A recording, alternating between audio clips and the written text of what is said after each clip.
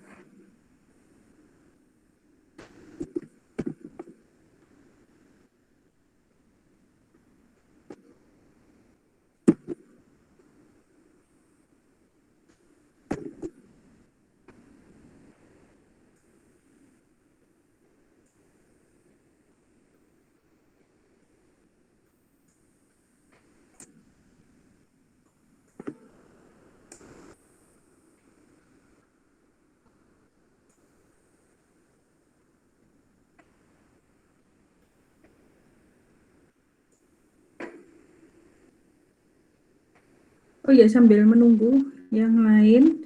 Jadi hari Kamis besok praktikum yang minggu kemarin dikumpulkan ya. Ada di etol praktikum bab 8 dan 9 ya. Kemudian yang enkapsulasi tadi itu dikumpulkan minggu depan. Ya. Oke. Permisi Bu, izin bertanya. Ya, silakan Subhan. Itu untuk yang enkapsulasi tadi, yang ini, yang multi tabungan .java itu kalau konstruktornya saya hapus nggak apa-apa ya Bu? Konstruktornya apa? Bentar, saya Ya, lihat. nggak apa-apa dihapus ya Bu. Soalnya kan itu katanya mengembangkan dari kelas tabungan .java gitu. Loh, lah ini tabungan .java. Iya Bu, tapi di Kalau tugasnya disuruh gini, mengembangkan jadi file. maksudnya gini, kamu sesuaikan aja dengan UML-nya ini. Jadi tabungan itu untuk menambahkan, jadi saldo awalnya itu ditentukan pada saat create object. Maksudnya gitu. Saldo awalnya.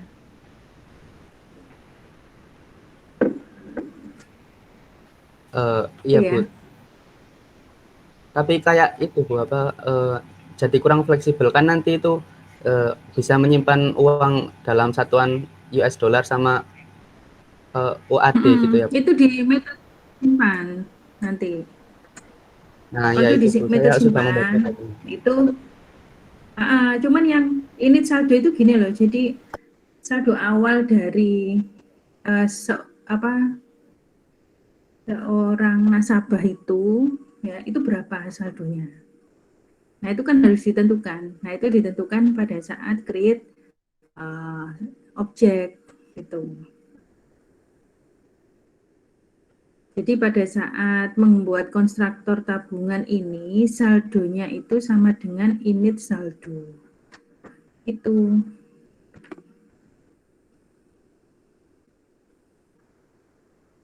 Oh, baik Bu, baik. Sudah paham. Berarti nggak usah Ya. dihapus ya Bu?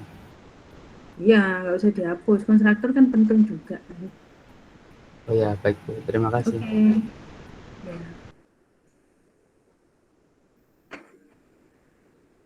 Oke, kayaknya saya mulai aja ya.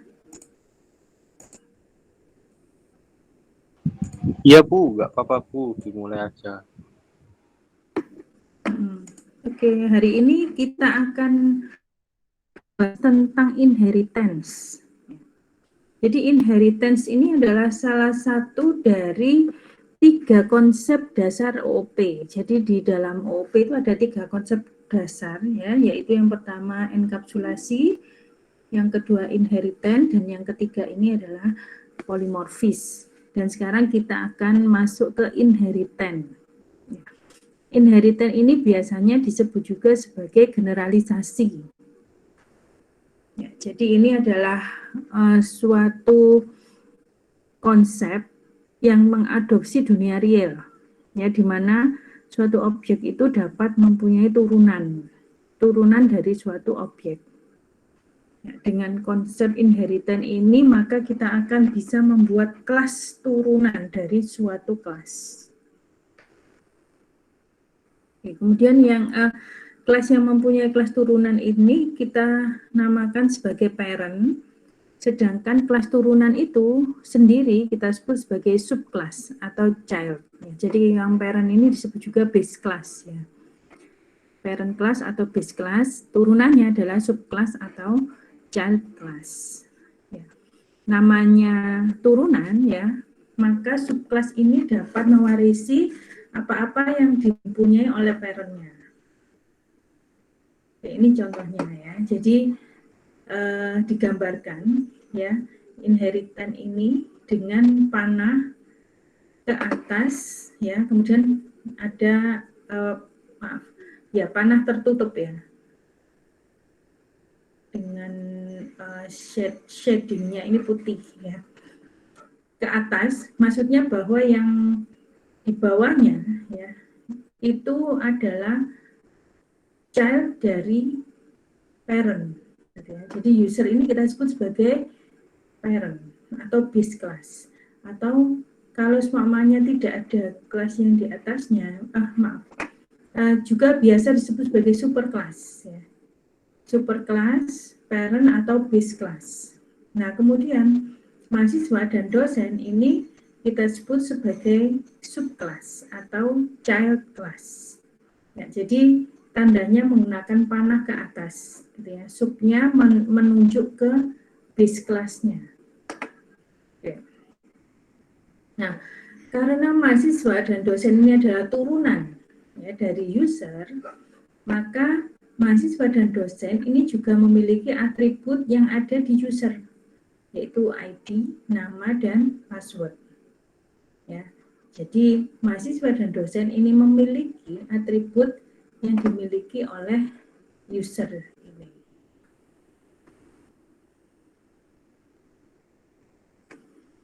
Pengertian dari inheritance, ya. Jadi inheritance ini adalah suatu konsep turunan di mana subclass itu dapat mewarisi apa-apa yang dipunyai oleh parent kelasnya. Artinya bahwa member dari subclass itu terdiri dari kepunyaan subclass sendiri dan juga warisan dari kelas parentnya. Artinya bahwa inheritance ini sama dengan memperluas ya, atau extend dari parentnya. Ya, Ya, jadi sebenarnya konsep inheritance ini sama dengan memperluas suatu kelas, ya, atau istilahnya extend. Ya. Untuk mendeklarasikan sebuah inheritance, ya kita menggunakan kata kunci extend yang diikuti dengan nama parent kelasnya. Ya, jadi kata kunci itu yang akan dikenali oleh Java sebagai inheritance ini. Contohnya seperti ini, ya. Jadi A itu adalah parent class, ya. Jadi kalau kita membuat deklarasi kelasnya itu kita gunakan public class A, gitu kan ya. Nah, kalau kemudian B ini adalah inheritance atau perluasan dari A, maka B ini cara mendeklarasikannya adalah public class B extend A, gitu ya. Jadi menggunakan kata kunci extend, ini menandakan bahwa B ini adalah subkelas dari A, atau B adalah perluasan dari kelas A. Oke.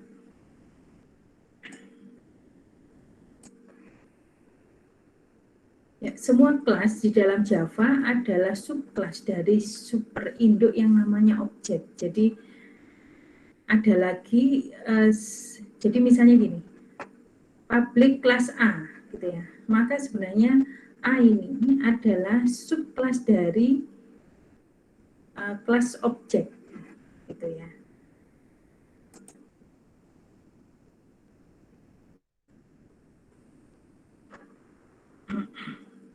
Jadi akan jadi seperti ini, public class A extend object.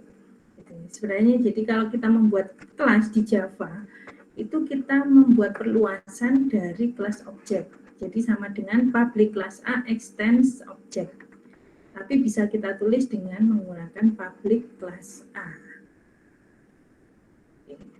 Nah, berikutnya adalah kapan kita menerapkan inheritance. Kita ya baru perlu menerapkan inheritance ini jika kita jumpai ada suatu kelas yang dapat diperluas dari kelas lainnya. Atau ketika ada beberapa kelas yang mempunyai kesamaan, maka kita membuat generalisasi beberapa kelas tersebut menjadi sebuah parent class. Jadi tidak harus selalu pakai inheritance, tapi kita harus tahu kapan kita gunakan inheritance, kapan tidak. Misalnya di sini ada kelas yang memiliki kesamaan, yaitu ada user dan ada dosen. Jadi dosen itu mempunyai atribut ID, nama, dan password yang sama dengan user. Maka kita bisa membuatnya menjadi konsep inheritance di mana dosen ini adalah extend dari user dengan menambahkan ciri dari dosen tersebut sendiri. Ya, contohnya di sini. Jadi atribut dosen yang sama dengan user itu adalah ID, nama, dan password. Tapi pangkat dan golongan itu tidak ada di user. Ya, sehingga nanti subkelas dosen ini ya akan memiliki atribut pangkat dan golongan yang tidak ada di user. Namun dosen ini otomatis dia juga akan mempunyai ID, nama, dan password yang dimiliki oleh user. Jadi ini jika inheritance, jika ada suatu kelas yang memiliki kesamaan, maka kita bisa gunakan konsep inheritance ini. Nah, untuk implementasi kode programnya, ya, jadi kita bisa gunakan yang kiri itu untuk deklarasi kelas user terdiri dari 3 atribut yaitu ID, nama, dan password. Kemudian yang sebelah kanan itu ada dosen extend dari user yang terdiri dari pangkat dan golongan. Ya, di mana nanti dosen ini juga memiliki ID, nama, dan password yang dimiliki oleh user karena di sini menggunakan kata kunci extend user ini parent-nya. Ya, ini contoh beberapa kelas yang mempunyai kesamaan. Contohnya ada mobil, ship, dan plane. Nah, ketiga jenis kendaraan ini mempunyai atribut yang sama, yaitu yang biru, bahan bakar, mesin, dan start engine. Ya, jadi kalau roda kan hanya ada di mobil ya, ship, jangkar ada di ship, dan sayap ada di plane.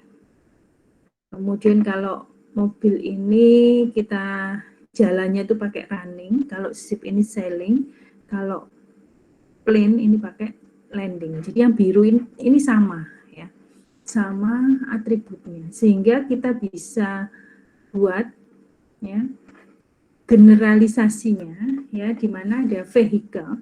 Vehicle ini akan terdiri dari 3 atribut yang sama tadi ya, yaitu ada bahan bakar, mesin, dan start engine.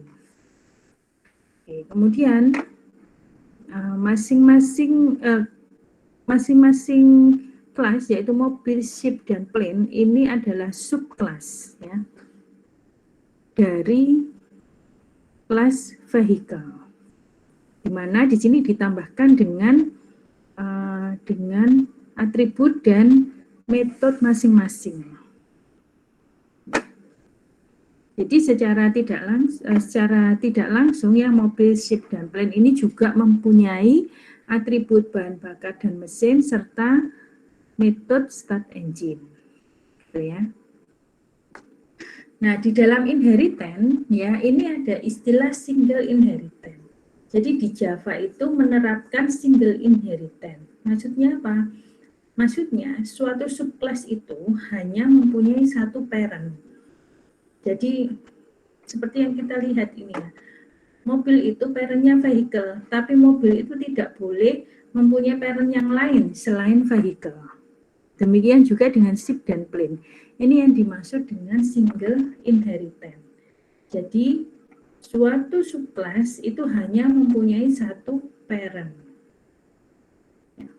Berikutnya ada itu tadi single inheritance ya. Multi-level inheritance. Maksudnya multi-level inheritance ini adalah suatu subclass itu boleh mempunyai subclass lagi. Ya, ini contohnya. Ya, jadi di dalam Java itu dia bisa membuat single dan multi-level inheritance. Ya, atau bisa mengenali ini. Contohnya di sini ada employee ya. Employee ini itu mempunyai subclass engineer, manager, dan secretary. Ini engineer, manager, secretary ini mempunyai satu parent. Demikian juga director ya. Director ini juga subclass manager. Jadi parentnya cuma satu, tidak boleh lebih dari satu di dalam Java. Ini single, konsep single. Sedangkan multi-level itu maksudnya subclass ini bisa mempunyai subclass lagi.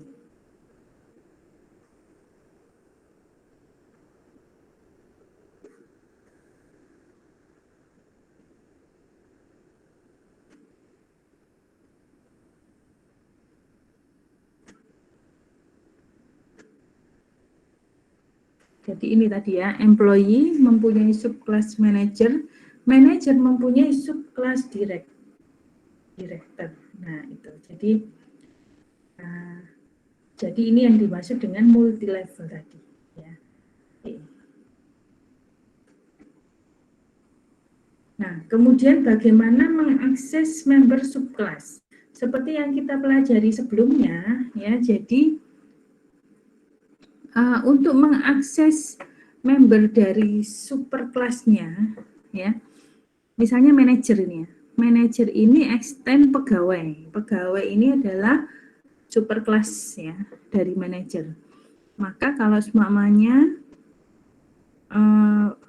di dalam fungsi yang ada di manajer mau mengakses nama ya, nama dari atribut pegawai, cukup pakai gini, nama sama dengan N. Jadi langsung diakses seperti ini. Departemen ini miliknya manajer ya. Jadi langsung bisa diakses dengan departemen sama dengan N. Jadi tidak berbeda dengan pengaksesan member dari subkelas. Ya, cara pengaksesannya. Biasanya ada kata kunci super, ya, di mana super ini digunakan untuk merujuk member dari parent class.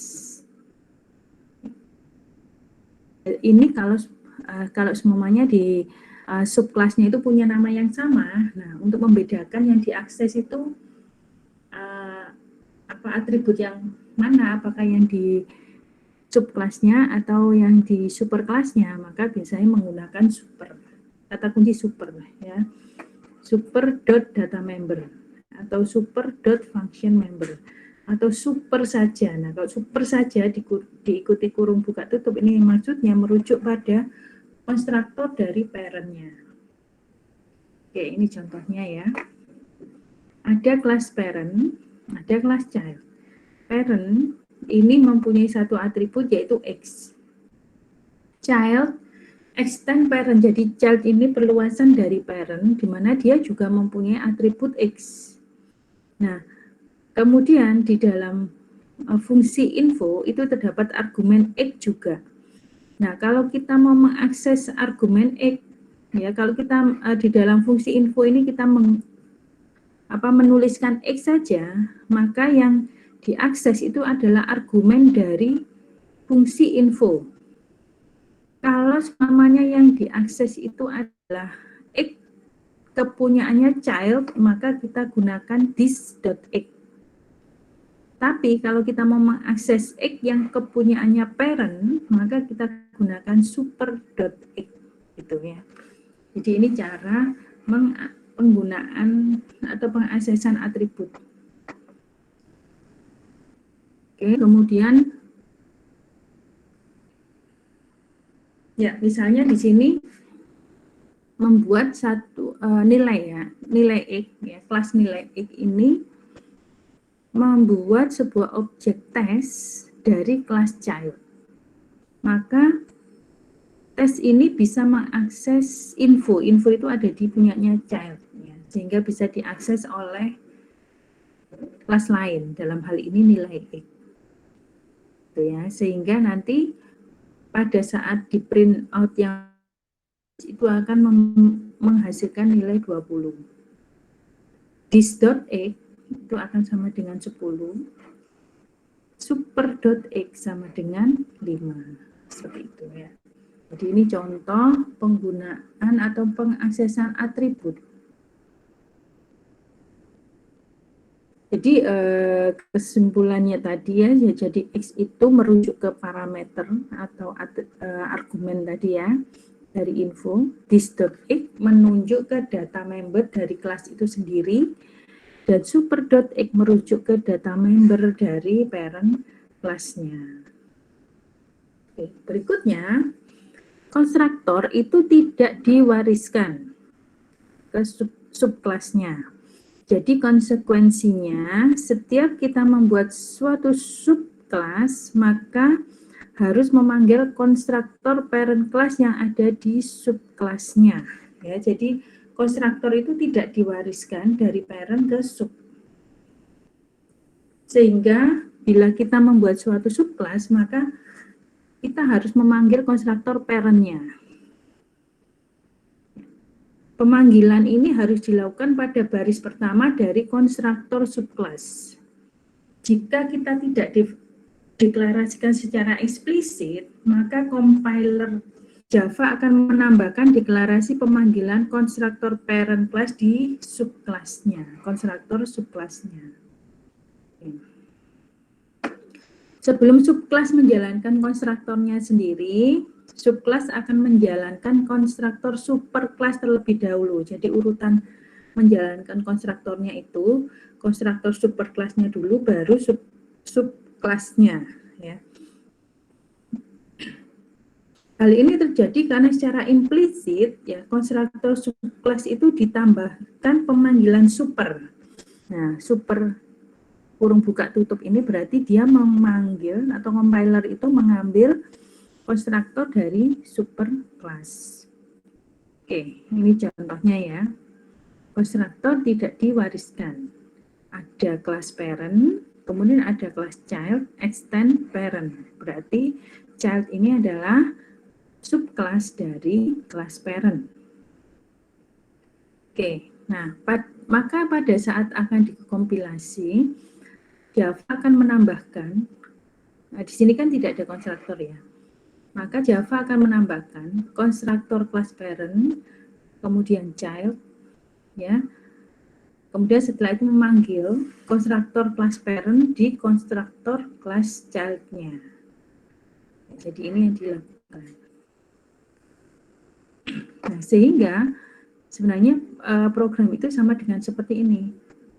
Jadi di dalam kelas parent itu ada satu konstruktor, child-nya itu ada satu konstruktor, di dalam konstruktor child itu ada super.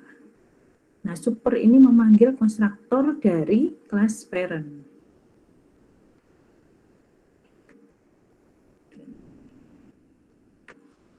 Dan super itu harus diletakkan sebelum ya, sebelum konstruktor dari milik child itu sendiri. Jadi yang sebelah kiri itu salah, disilang, maksudnya salah ya. Kenapa? Karena supernya ini diletakkan setelah X sama dengan 5. Ini tidak boleh. Jadi super dulu sebelah kanan, baru X sama dengan 5. Seperti itu. Jadi yang kanan ini yang benar. Oke, jadi rangkuman ya, atau summary dari materi kita hari ini bahwa inheritance itu adalah pewarisan.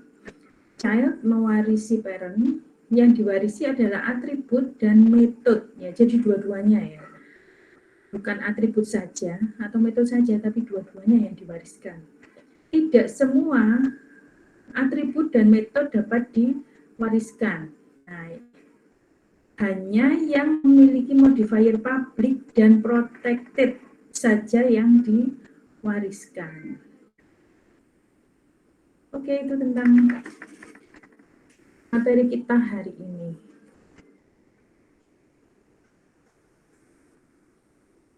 Ada pertanyaan nggak ya?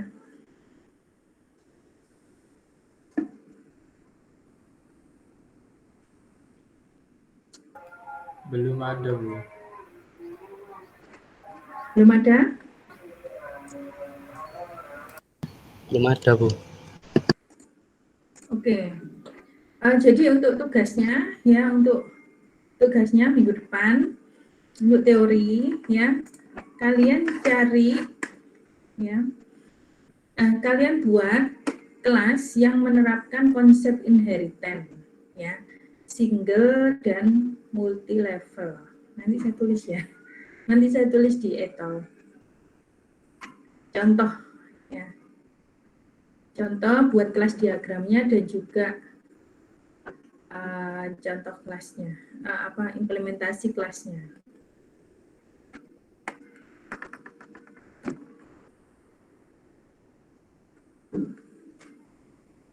Ada pertanyaan nggak ya? Saya tulis dulu aja ya.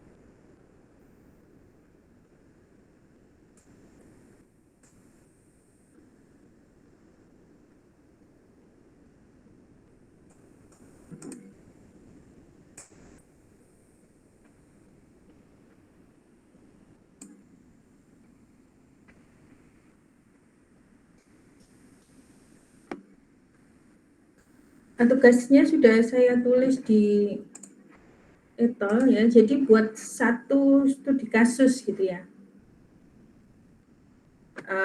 yang membuat kelas diagram ya, jadi kalian buat kelas diagram dan implementasinya dalam bahasa Jawa yang menerapkan inheritance, kemudian buatlah modifier protected ya pada parent kelasnya yang bisa diakses oleh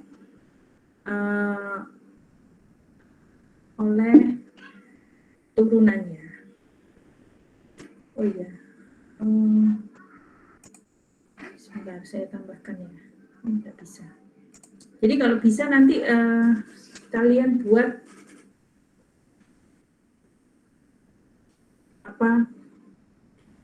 kalian gunakan konsep enkapsulasi juga ya.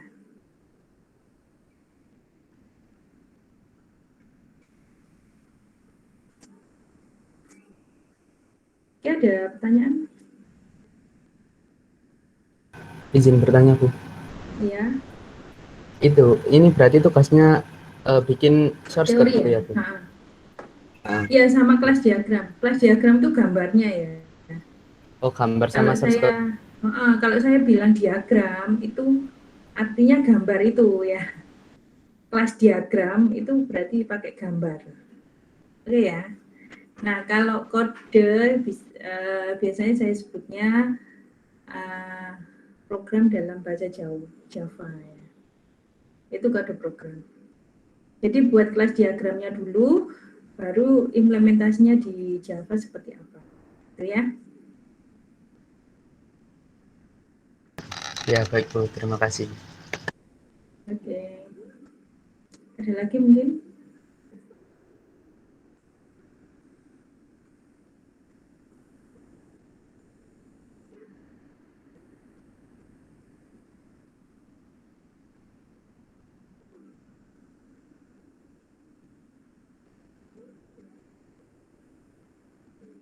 Dicoba mulai sekarang aja.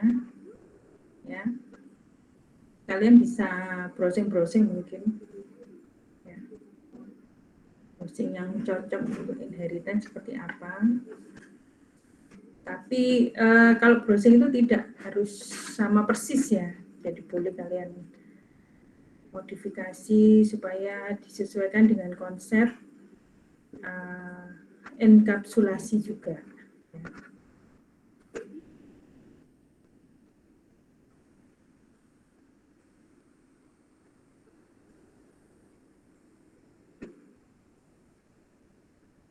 Oke, ada lagi pertanyaan?